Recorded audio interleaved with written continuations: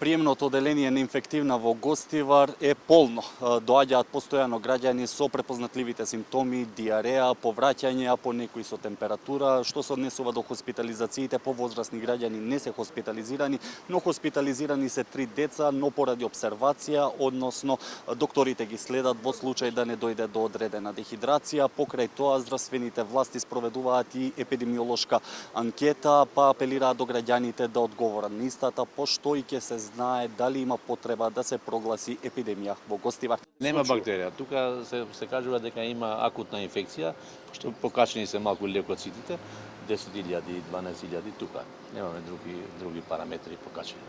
Добро, што ви кажува тоа? Тоа ми кажува дека има некоја акутна инфекција, значи се работи некоја инфекција што не знаеме, никој не знае уште. Ние сме барале од пациентите да се направат анкети, да ги спроведуваме сите пациенти еден до друг.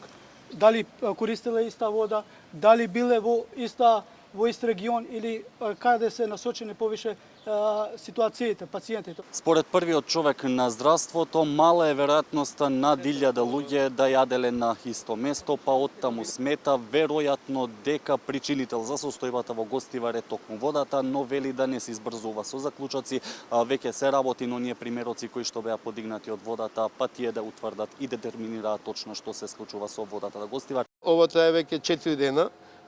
Така да за мене храната е исклучена како логички исклучена како можен извор, бидејќи премногу денови се, премногу различни локации се да сите јаделе иста храна. Оно што може да поврзе волкав голем број на луѓе е заедничка инфраструктура, сепак е тоа водата, и второто што не можеме да го исклучиме е сепак вирусна епидемија, затоа се прават анализи за аденоирота вируси.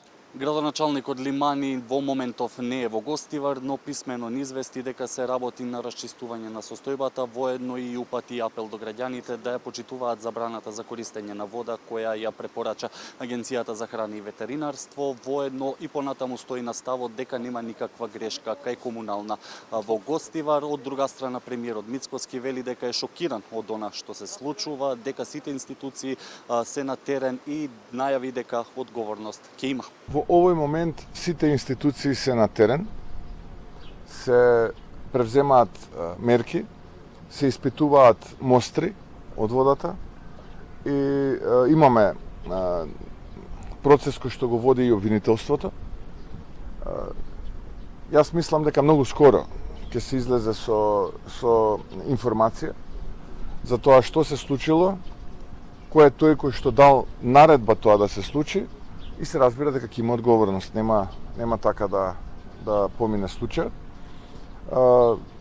Јас навистина не можам да разберам некои луѓе како може така дрско да се однесуваат и така несовесно да се однесуваат. Просто е неверојатно како така лесно ги прифаќаат овие работи и како се одлучуваат да прават вакви работи.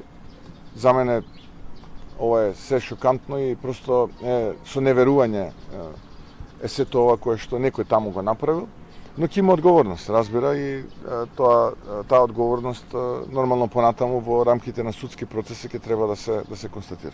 Повеќето од граѓаните кои што ги сретнавме или одат на инфективна, или велат дека целото семејство им било со симптоми кои што ги имаат и оние кои што ги сретнавме пред болницата, велат дека се навистина во една многу тешка состојба и очекуваат што побрзо да се санира овој проблем. Син ми е болен. Јас бев пред 4-5 дена инфузија примав и ја.